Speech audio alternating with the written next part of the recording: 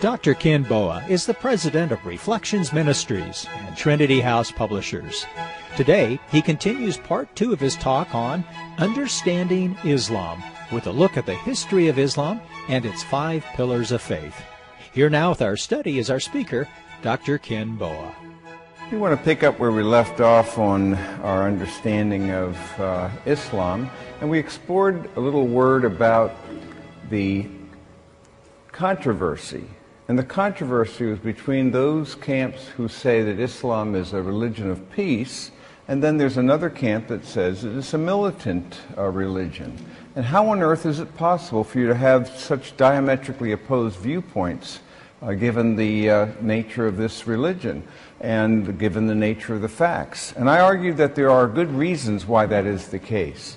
And one of those reasons is that the actual nature of Islam is not monolithic at all.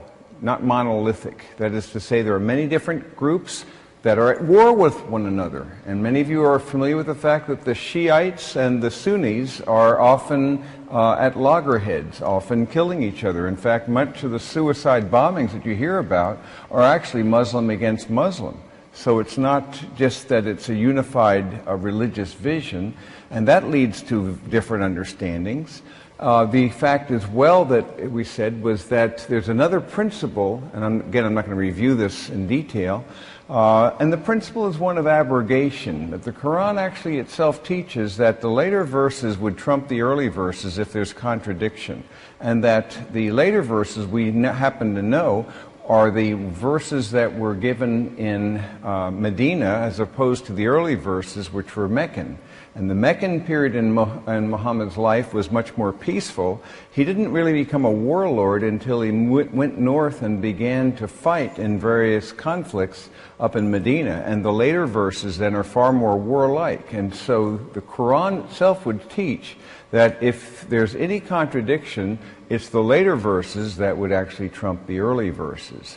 Another issue that's at hand is the doctrine of taqiyya, which means that there is warrant in the Quran, in Islamic practice, for one to actually misrepresent the truth when convenient, particularly in cases of jihad where you can present yourself in one way, although you mean something very different in another way. And we explored that a little bit in our last session together. And yet another reason why there are differences of opinion is the fact that the majority of of Muslims happen to be peaceful, and there's a minority that are not. Here's the reason. The majority of Muslims are either those who you would call secularists or those who would be moderates. And those who are secularists basically are just Muslim in their background, but it doesn't really have much play in the way they live their lives and order their lives. Generally speaking, those people don't know much about the Quran, and if what little they know, they'll probably take figuratively. Now, the moderates will know a bit more about their holy books, but even there, they too will probably take things figuratively. So, for example, when the Quran teaches that the whole vision of peace is not going to be attained until the whole world comes under Sharia, which is Islamic law, and that there will be jihad, struggle, until that time. There are two ways of understanding that. The word jihad means struggle. There are those who take struggle to be figurative, and there are those who take it literally, and it all depends. About 15% of Muslims would fit in what I would call a consistent camp. When I say consistent, I mean that from their vantage point, they're committed not only to the teachings of their scriptures, but want to live in a way that's consistent with them, and they will tend to take them not in a figurative or spiritualized manner, but in a very literal way. And that's a way that's also consistent with our understanding of the life of Muhammad, as well as the history of the spread of Islam. So you have about 15% then who would be more in the camp of the jihadists, and about 85% approximately who would not be in that camp. And so that would also help us understand that. But it would be the jihadists, though, who would in fact represent a disproportionate influence because of their ideological power. That is to say that they have a genuine ideological conviction, willing to die for it, that is actually greater than those who are more moderate or secularists. This, by the way, I should parenthetically mention, is true not only just of Islam, but also of Christianity, and also of Judaism, and also of Hinduism. The fact that there typically will be only a minority who will be what I would call consistent followers of those faiths, and would take their scriptures in a literal and serious manner, and to know them well. So again, this is not an unusual thing, it's a sociological phenomenon, but once again that small percentage of those who are consistent exercise a disproportionate influence to their numbers. Before I go into the actual material tonight, any questions on what I just said? That was a very brief summary of a couple of thoughts that kind of tie together, in case you weren't here last time, some of the reasons why there are differences of opinion and why the media will present things in one way and why others will present things in another way. And my job here is to represent the history as well as the teachings of their scriptures in what I hope to be a consistent and non-inflammatory way, but one that actually unpacks what they say on their own terms, rather than just trying to somehow come up with an externalized ideology that we then impose upon the religion itself. Any questions on what I've said so far on those points? Just a brief survey on that. Fairly clear? Or fairly muddy? I'm not sure which. Well, I'll try to make it, things will get clearer as we go along, but it's my intention then to move into the history, and I began in our last session to explore a little bit of the history of the Prophet himself. And I reached the point where he came to the flight to Medina in the year 622 AD. So at this point then, he's 52 years old because he was born in 570, and he has been living in Mecca most of his life, but because of his actual claims that there's only now one God rather than multiple gods, his views really led to some tensions with him and the Meccans, precisely because Mecca was a place where there were 360 shrines, and people came in from all over the area on the trade routes and would actually spend a good deal of money in their worship of these various deities. So for him to come along and say none of that's true, there's only one of these gods, and that's Allah, that's the one to be worshipped.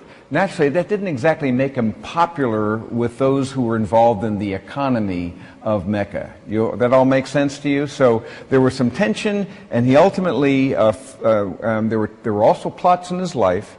He fled to Medina, and that's called the Hizra. And I mentioned this last time. This is where we ended up. That year, 622, is an important date because that marks the official beginning of Islam as such. And the calendar that they have begins with that year.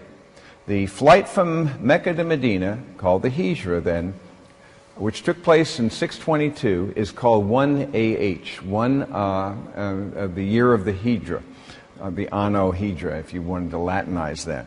Now, so Muhammad lived another 10 years, and so died in 10 AH. In the year 632. So this is the point where we mark the beginning of Islam. Now, when as I said before, when the Medina Jews heard Muhammad revise, first of all, he went up to Medina and then he assimilated initially with the Jews. And this is important for us to see. Initially then, up in Medina, he actually aligned himself with the Jews and even faced Jerusalem as they did to pray. And he observed the Jewish feast of Yom Kippur, which is the high holy day, the Day of Atonement. But as I mentioned in our last session, Muhammad's later practice of praying toward Mecca rather than Jerusalem was one of those verses of abrogation. No longer will you now pray to Jerusalem, you'll pray to Mecca.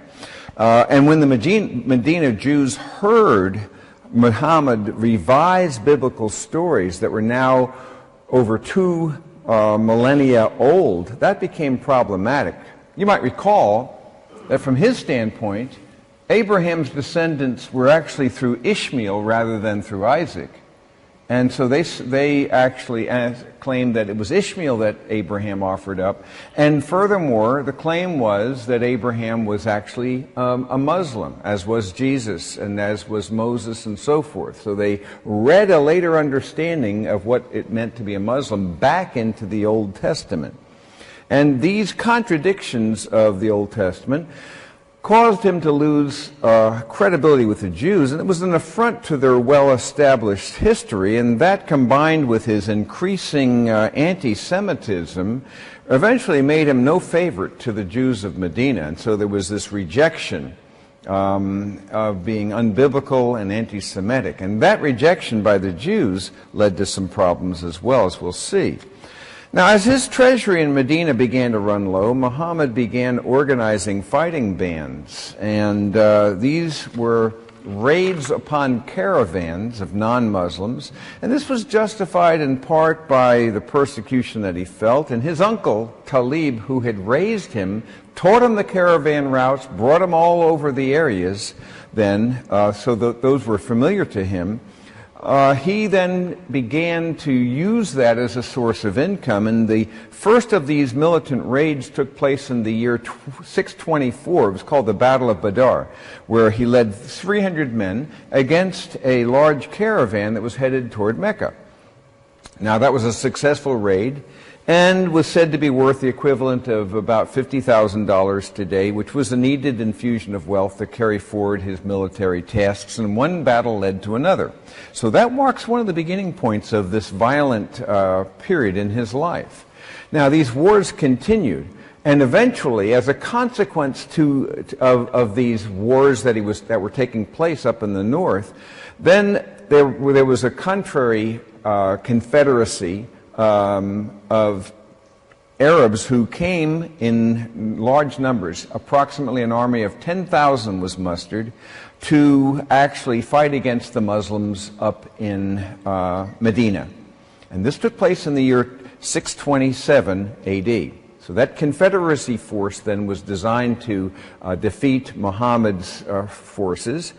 And the Meccans, then, having attacked the Muslim fortress, were, however, discouraged. And that was because they were unable to cross a very deep ditch before the Muslim fortification. And so eventually they ended up retreating. And this left the remaining Jews of Medina, of the tribe of Banu Qurayza, in a position of vulnerability. There was no longer any protection, and with that increasing hostility, Muhammad saw this opening, and he actually accused the Jews of plotting against him, and consequently he ordered the beheading of 800 Jewish men on the edge of a trench. And this was a procedure that occupied the entire day and went on far into the night. So this killed off virtually the last remaining Jewish tribe in that particular area.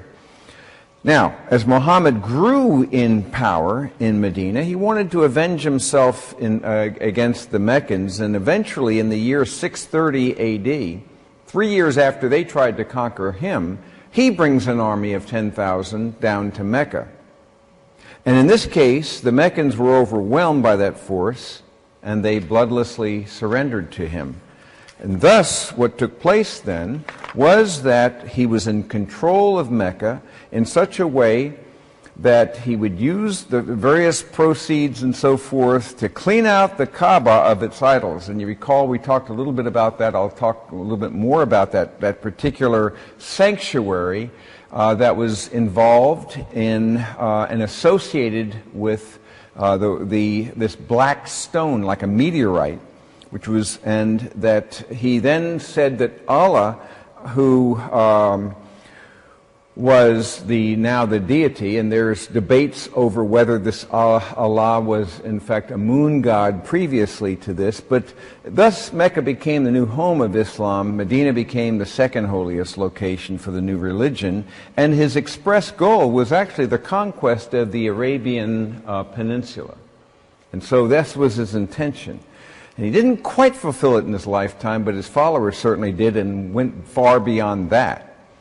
And so as the Muslim warriors conquered that peninsula, they would utter in this time the battle cry, Allah Akbar, which is God is great. Perhaps you've heard that before, because that's exactly the term that's being used even today by the terrorists and so forth, the very same term. And by using that term, they are deliberately and openly making the claim that we are doing this in the name of our faith. This is not merely just pure terrorism. This is in the name of Islam, at least on their own account. And so this is a battle cry that suicide bombers and terrorists still use today. Now, that's an imitation of Muhammad and that legacy that we've seen here. Now, thus, whatever lands Islam conquered, they actually would force the conversion of Jews and Christians and pagans in those lands, because they felt that their military conquest of these lands demonstrated the superiority of Allah over the gods of the Jews, over the God of the Christian, and the supremacy of Islam over the God of the Jews and the Christians. And therefore they gave the non-Muslims three options. One option was to submit to Allah and become a Muslim. A second option was to become a dhimmi, D-H-I-M-M-I. And that would be like a third-class citizen where you'd be forced to pay a submission tax called the Hizra. The third option was not very attractive at all. It would be to be beheaded, and so most people did not plump for that third option. But all in all, we know that Muhammad fought in 34 recorded battles around the Arabian Peninsula in the name of Islam, and for all practical purposes then controlled the bulk of that peninsula. And his detractors would sort of claim that he was effectively a medieval warlord with a religion. But at any rate, there was a tremendous militancy that's recorded during this period of time. Now, it's very important in light of all of this for you to understand something, that Muhammad is actually considered by Muslims to be the exemplary Muslim. It's very important for us to see that serious Muslims regard him as a model, and that his life then is paradigmatic for the way one should live. In fact, the Sufi sect of Islam actually calls him the perfect man and represents the pinnacle of human perfection. And this is why it's easy to understand that those Muslims who take a consistent view of their book and of their history would naturally more likely follow his militant example, and why they passionately argue that every true Muslim should do the same, and therefore they would be opposed to Muslims who do not. So therein lies part of the tension then within Islam. Now, as to Muhammad, he had 11 wives and 2 concubines. Now, Muslims today are allowed up to 4 wives, but at that time he had 11 plus 2 concubines, and Khadijah is said to have had 4 daughters and borne him 2 sons. Both those sons died in childhood, and then 2 of the daughters also perished, and Fatima and Zainab died before him. So the problem here was this, that he didn't have any surviving male heirs, and this led to a question of succession, as you can well imagine.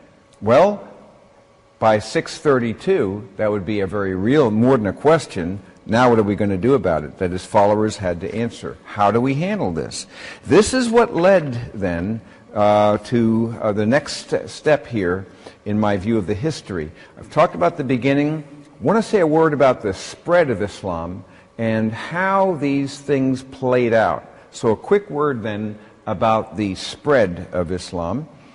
And when Muhammad died in June of 632, it was agreed that his successor, by the way, have you all heard the term Caliph? A Caliph, that's what that means. It means a successor.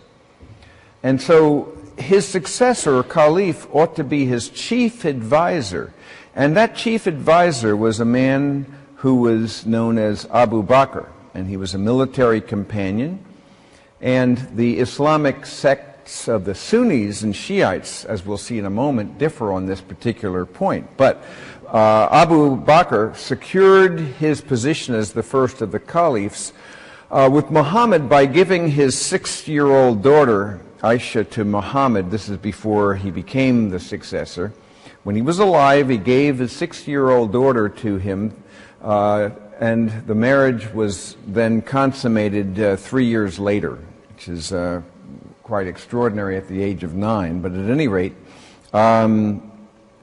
she was the one, he was also, during his time, though illiterate, responsible for having the first version of the Quran, which means recitations, assembled together. That was the first written version.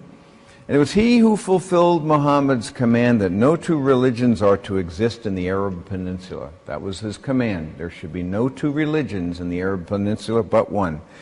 And so he conquered the Arabian Peninsula, but he died only 2 years after Muhammad, in the year 634. Now his successor, or the second caliph, was named Omar. Now he extended the Muslim empire dramatically. Under Omar, the period of conquest here, and during that period affected the whole of the Byzantine Empire and touched Syria, Iraq, Jerusalem, as well as Egypt and Persia. Much of this territory then was rather quickly conquered, and so it spread dramatically. And Othman, however, was assassinated by a Persian slave a little bit later on. His name was Othman. And he thereby usurped control of these Islamic kingdoms. And he's best known, by the way, very important thing, not only did he assassinate Omar, but he was also responsible for codifying the Quran into its final form. This is important.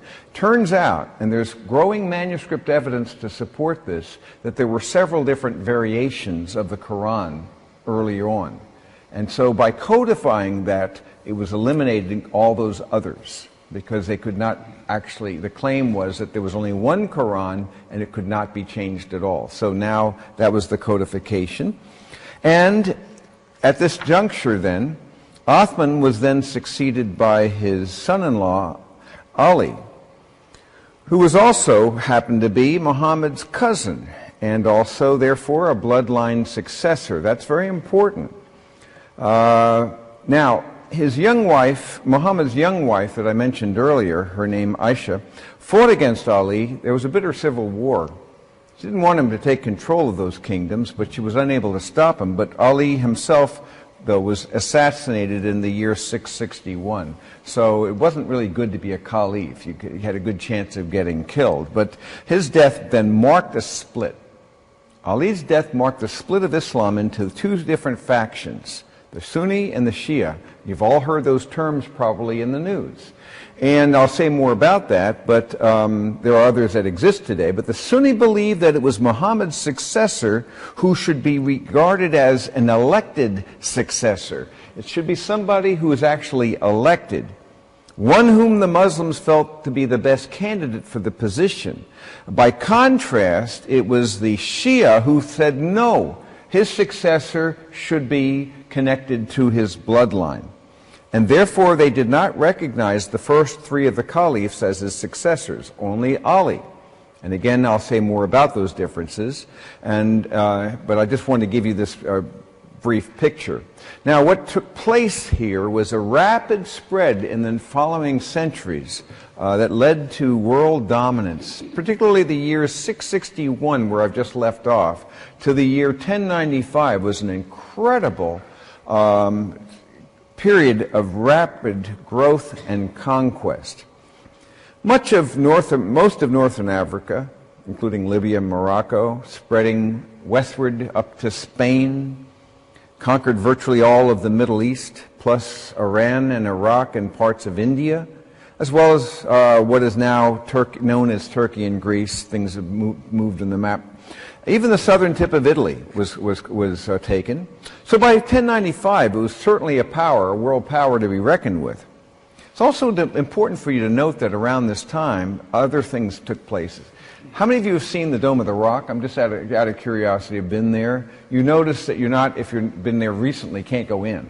I had the chance of going in a couple of times earlier on, and I could see these inscriptions that are on the walls here. And they're not. I'll say a quick word about them. But this was completed in the year 692, and it was the first monument of Islamic history, and it became the third holiest site in Islam after Mecca and Medina. Now, this was the site, as I mentioned in our first session, of Muhammad's alleged night vision or journey to heaven, which is not in the Quran, but in later tradition. Now, this gold-capped monument stands on the site of the former Jewish temple on the Holy Mount in Jerusalem. That's not accidental. They built it that way deliberately, because from a Muslim perspective, what this meant was a proclamation that Judaism now was superseded by Islam. And that monument there is precisely that. It's not actually a mosque so much as it's a shrine and a commemoration. It's also polemical, by the way, against Christianity, insofar as a number of the inscriptions, such as the ones that you can see in the Arabic up there, are actually polemics against Christianity and Christian teaching. For example, Allah has no son, that sort of a thing, you see. And we'll talk more about their doctrine later on. Now, it's interesting, by the way, something significant took place. There's a year I want you to know that's very, very important. It's 100 years after Muhammad's death, so this would be 732. This turned out to be what was called the Battle of Tours, and this changed the shape of European history. Most people don't know much about it, but this particular battle determined the outcome of European history subsequent to this. Here's what I mean. This battle, and it was led by Charles Martel, otherwise known as Charles the Hammer. And what happened here was that there was a Muslim army having conquered land and continuing north from Spain. And by the way, I should parenthetically mention that having conquered Spain, all lands conquered by Islamic forces are permanently regarded as Islamic states. Therefore, from a Muslim point of view, Spain is still an Islamic state. You need to understand that. It's a perspective. Once having been conquered, it's theirs. That's how they see it. Well, they moved north from Spain, and what they wished to do then was to move and to acquire more land. They went across the Western Pyrenees with a large army toward the Loire River, and there they were met outside the city of Tours by Charles Martel and by the Frankish army. Now, they were repelled.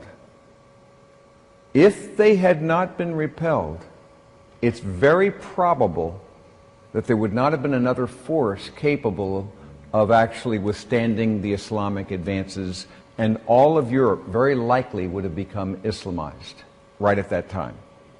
It was that close. It was a very, very near thing. It's very possible then all of Europe, the whole history, would have been dramatically different.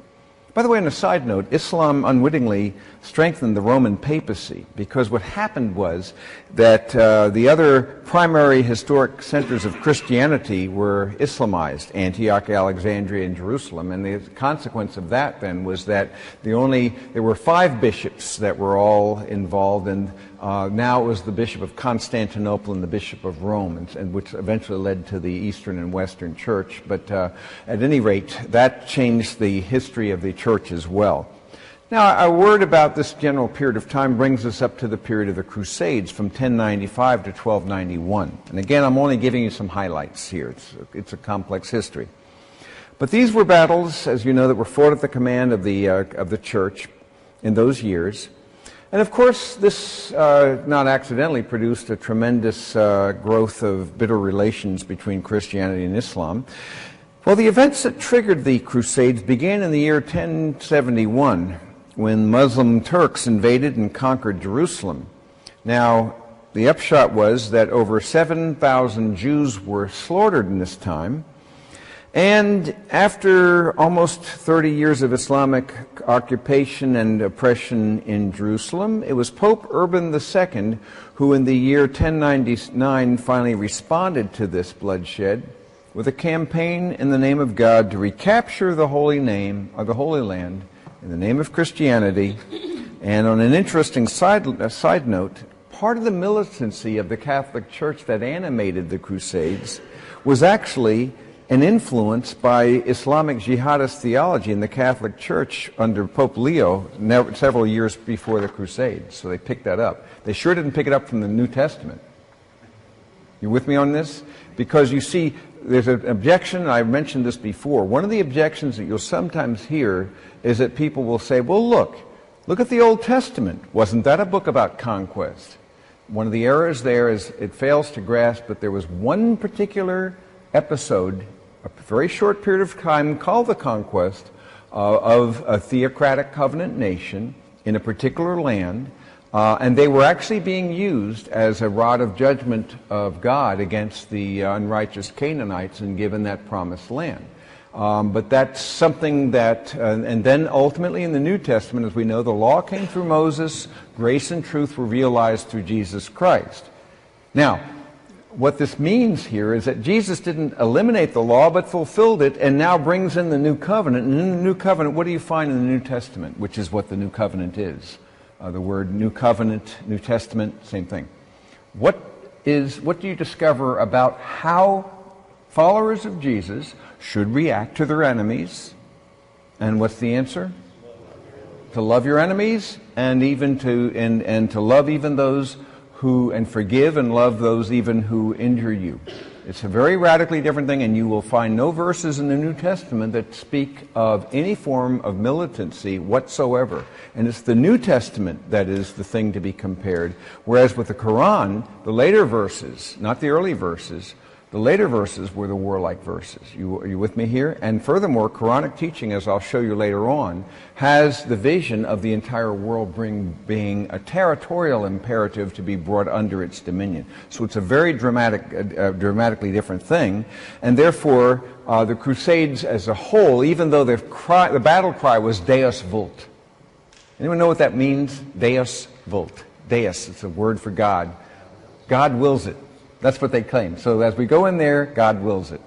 And there were a lot of things that, of course, were propagated in the names of that, in the name of that. But the interesting thing, though, is more recently, you might be familiar with the fact that the Pope later apologized, and they to the Muslims about that. But there was no corresponding apology for the other side of the coin, for the actual actions that were taken against the Christians and the violence that took place there. At any rate, here's what we have. In 1453, as we move beyond the Crusades, a substantially important thing took place. The Ottoman Turks militarily conquered the entire Byzantine Empire. So they actually took over Constantinople, and it's become Istanbul. But Constantinople then, and what did they do with the great church that was there? They turned it into a mosque, which is the standard approach. But this marked a true world empire, and this would be really Islam's golden age, effectively, for a period of time. And there are many who want to move back to this golden age and to recover this land and this territory. At any rate, in the early 1900s, after 1,000 years of unprecedented expansion, Islam suddenly lost its power and its influence, almost overnight. And they moved into a state of dormancy. The Ottoman Empire's decline was primarily affected by their misplaced alignment with Germany in the First World War. And so this put them in a position of true dormancy. It had already been taking place in the 19th century, but it became more evident at this particular time. And for a good period of time then, there was very little until the 1980s when this came about. And we'll say another word about that in just a moment. But here's the key point I want you to hear, in our time together, that Islam is, of course, a power to be reckoned with, and therefore you need to respect that power and understand that you cannot just simply dismiss it as something marginal. This is particularly interesting because of something that took place as a consequence of the Industrial Revolution. What was that? What was that? All this black stuff that those lands were sitting on has now become what you would call black gold. Oil is black gold. Worthless until you had the Industrial Revolution that made it possible for that to have value, and it's increased value, of course, especially as we put refineries in there and so forth, changed all the rules. And indeed, as time has gone by, and especially as the 20th century progressed, greater and greater wealth was acquired through this oil, and indeed a substantial amount of money from those profits from oil has been, in fact, plunged into the spread of Islam itself. And so it's made Islam a force to be reckoned with that would be highly unlikely otherwise, because they would not have had the economic vehicles and means to actually accomplish those things. That all makes sense to you? So it's a very interesting thing how in these last times, and only in recent years, did this now suddenly change the whole fabric of politics. Now, my own view is that, in fact, it's preparation for the last days, because we see, as I see it, that the scriptures indicate that Israel would be back in the land and it would become a center of world attention once again, and that's, I think, what we see taking place.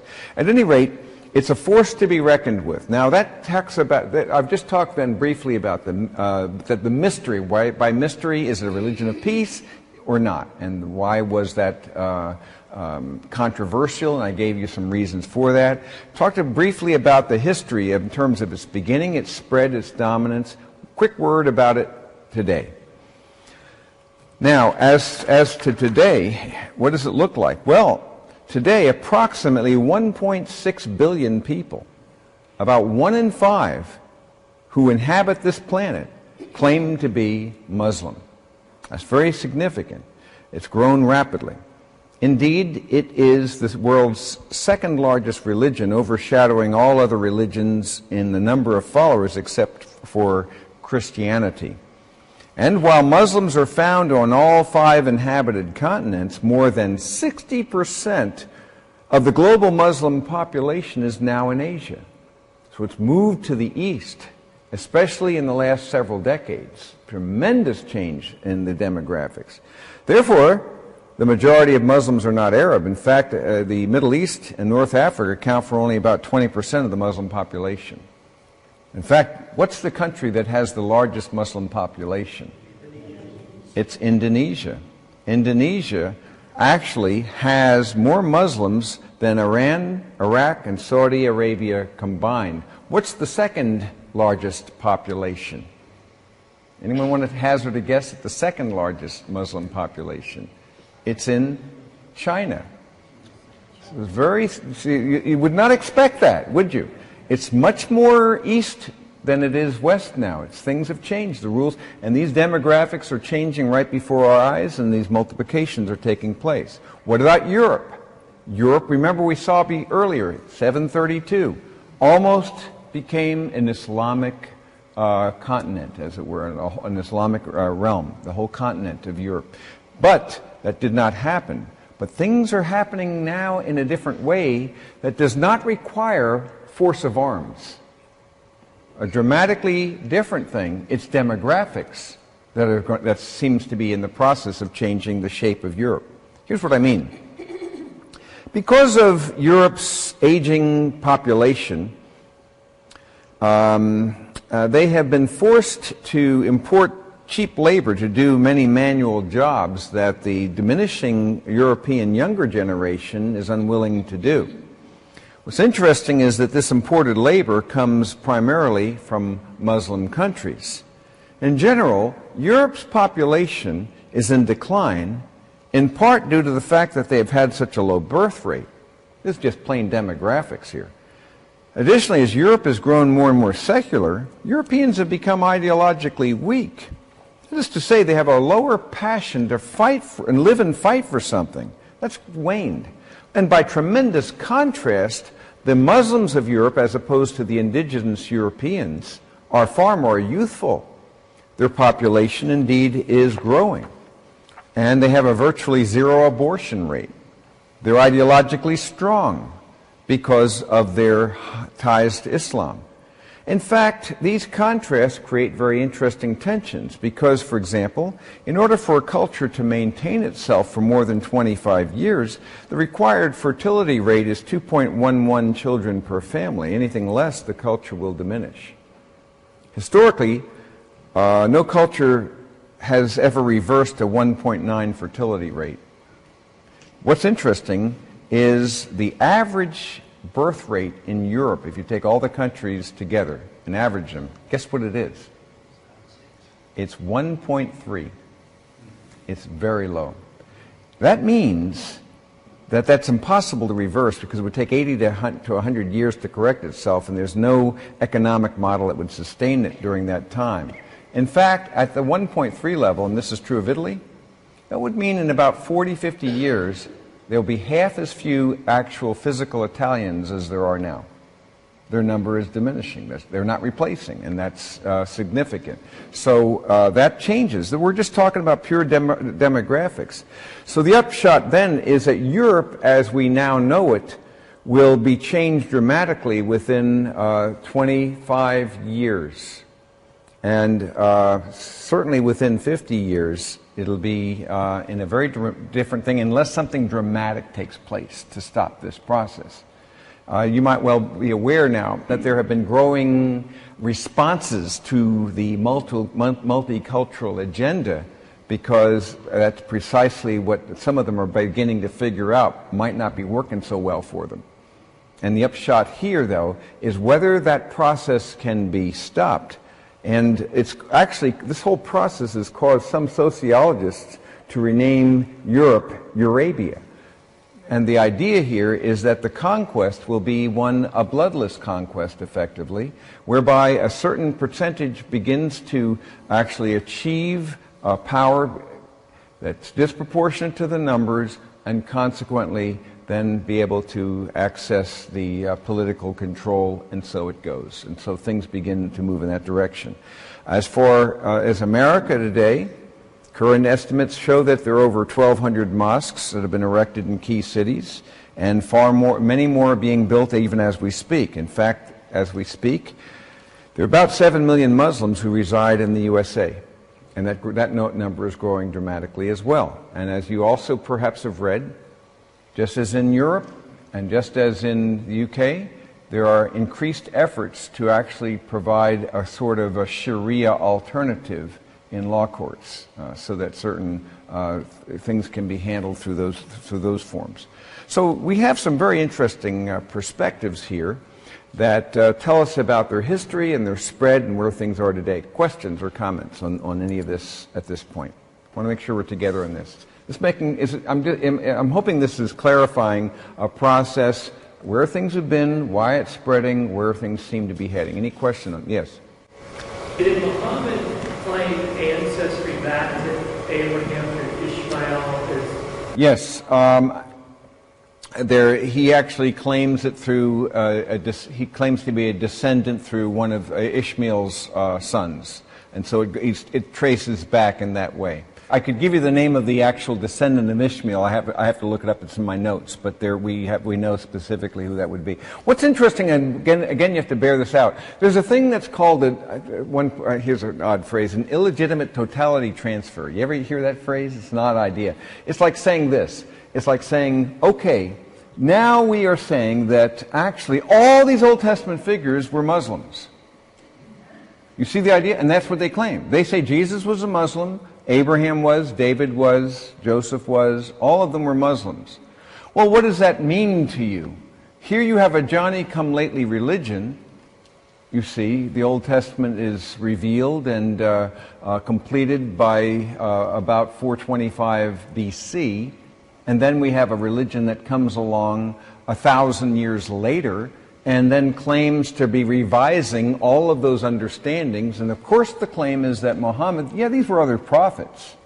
They acknowledge many prophets, Old Testament prophets, but they say that Muhammad, as the seal of the prophets, abrogates any of the contradictory statements. So you see how that works. So that's why their claim is that it was Abraham who offered up Ishmael, not Isaac, you see, on Mount Moriah, that sort of a thing. And so, in spite of the fact that we're dealing with something that had no historical precedent or evidence and so forth, that is the position that's being taken. And it's very important for us to understand that. And when I talk about the basics, and I'll have a little time to just launch into the basics perhaps tonight, I want to talk about the basic views. What are their doctrines? What is their view of the world and so forth? And then my next discussion will be, what does their actual holy book truly teach? And then finally, how do we respond? Any other questions on this? Yes? The current birth rate of the United States. The current birth rate of the United States, I believe it's about 2.2. It's pretty close to replacement right now. But that's increasing because of immigration, so it might be maybe 2.3 by now. So immigration will actually, and so if you take it all into account, it may be, and I don't know, I'm not an expert on this, but it may be that the indigenous population, that is to say the non-recent immigrants, may be below the 2.1. My suspicion is that's very likely the case. But that when you average in the dramatic amount of immigration, and especially in the last few decades, that would bump up the average. By the way, I forgot to mention that in Europe, the actual birth rate among the Muslims, the European Muslims, is something on the order of 3.5 as opposed to 1.3. And that, by the way, is a small percentage for Muslims, because in many other countries it's more like 5, 6, even 7. But in Europe, it's been a little bit lower, partly because of assimilation and so forth. But that's still 3.5. You do the math, 20, 30 years, rules change dramatically. Much younger population and so forth. And that's how this is in many of these lands. When I was in Egypt during the uprisings there that took place, many of you know Karen and I were in Egypt. Everyone was praying for us, and we were happily just enjoying ourselves on the Nile. But there you have it. But God took good care of us and got us out of there safely and so forth. But you have to understand the average population, something like about 25. It's a young population there, and most of these people who are involved in this are quite young. And that's just the nature of that area. Yes. They allow Europe to have their own white.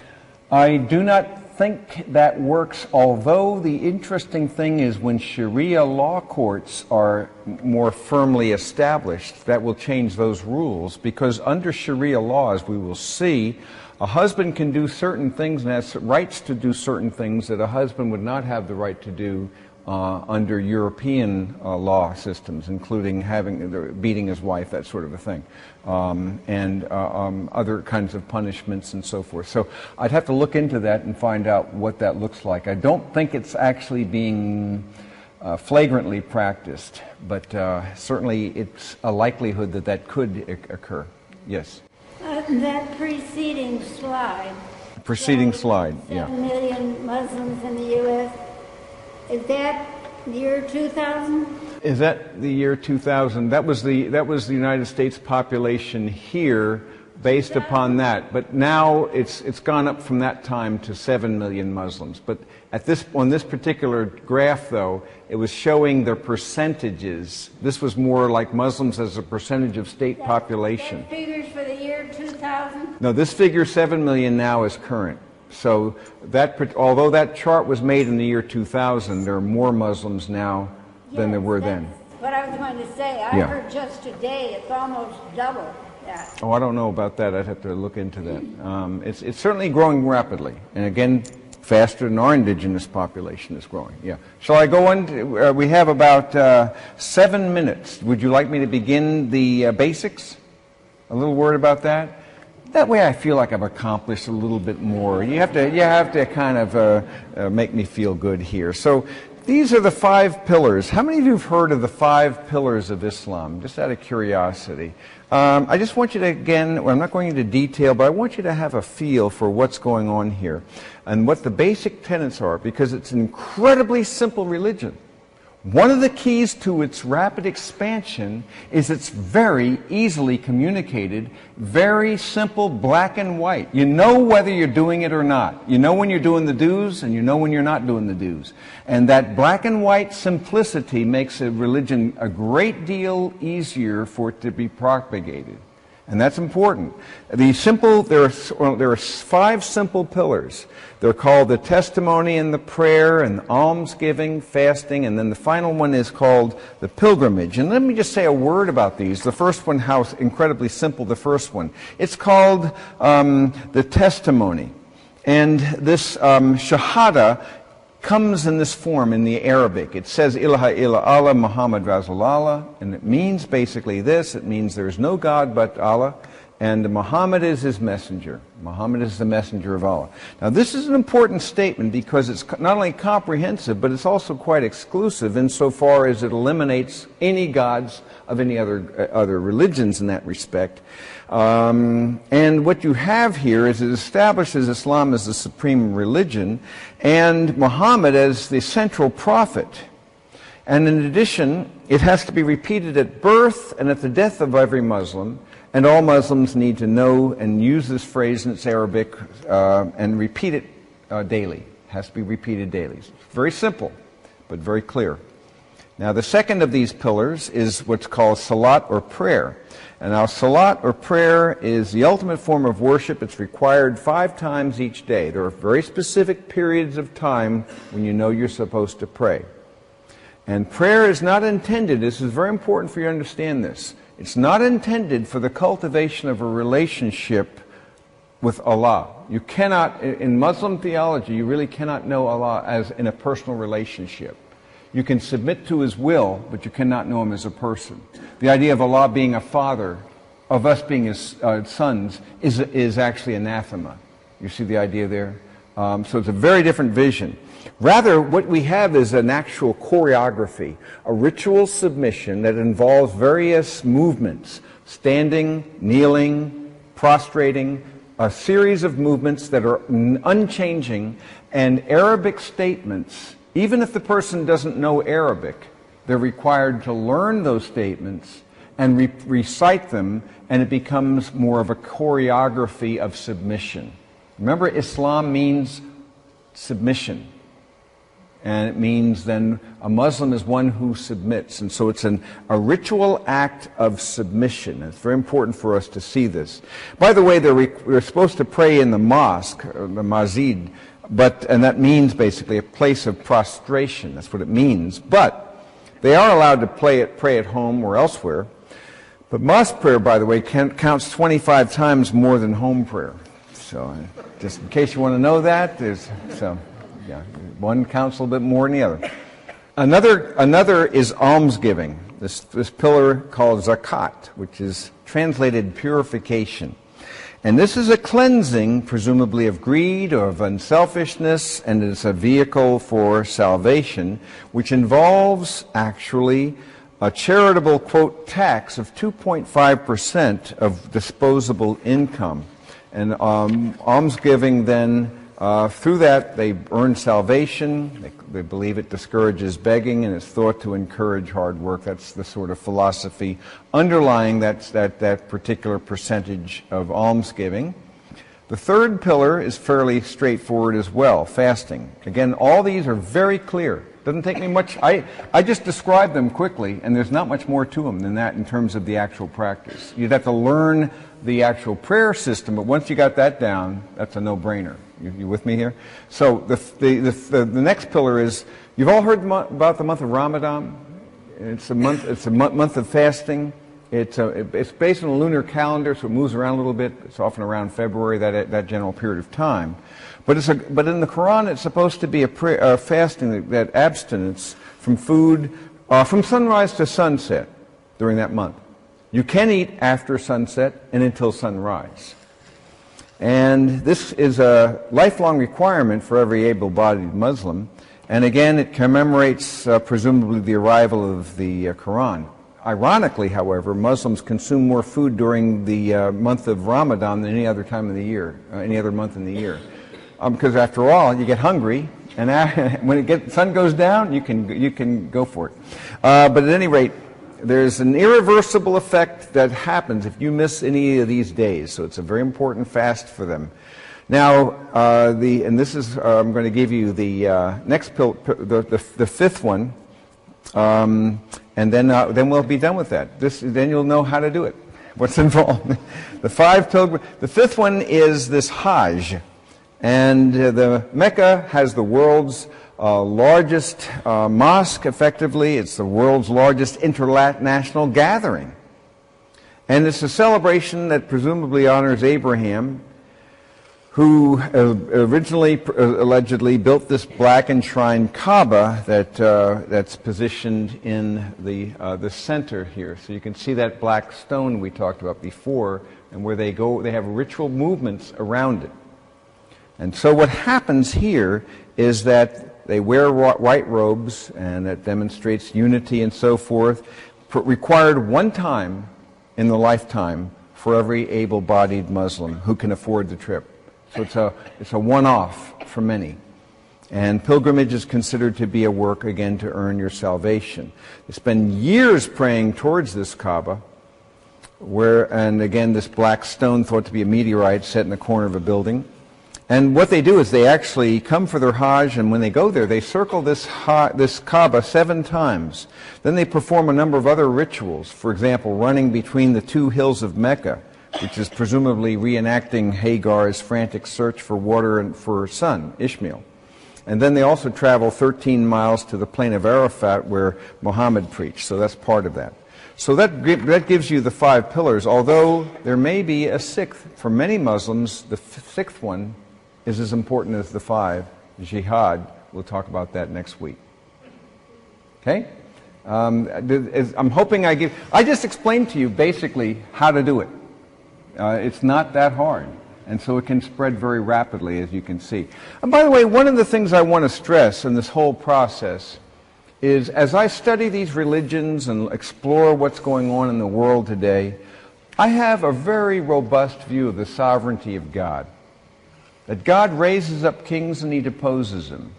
He's not caught by surprise. He knows what's going on, and ultimately, in spite of people's intentions, will use all things for His ultimate good. And it's a perspective that it's not like, I'm not trying to whip you up into a frenzy or anything like that. It's actually, it gives me a perspective and a comfort to understand the themes in Daniel chapter 2, for example, that He is the one who controls the times and the seasons, and He knows where history is heading. It's a very important perspective for me to sustain, especially when I see a world that, not just in this case, but in a wide variety of other areas, seems to be going away from fidelity to the truth. And yet, at the same time, exciting times. Because by contrast, the gospel is spreading now more rapidly than ever before. It is reaching more people groups, spreading more rapidly than ever in its history. And extraordinary things are happening in China, for example, in India, in Africa, in South America. Extraordinary things are happening. So it's a broad, one needs to get the broad perspective of what all is really going on and what God's up to. And that's very important for us to see. Well, next week we'll explore and I'm going to complete what the basics of the faith are, and then move into what their holy books teach. Lord, we thank You for this time. We pray that You would guide us and give us a great confidence in the fact that even though we may not fully grasp what's happening in our world, it seems so full of things that are happening so rapidly, yet we also are confident in these days that You are accomplishing something, and that You're preparing. And I pray, even so, come quickly, Lord Jesus. Maranatha. I pray in His name. Amen.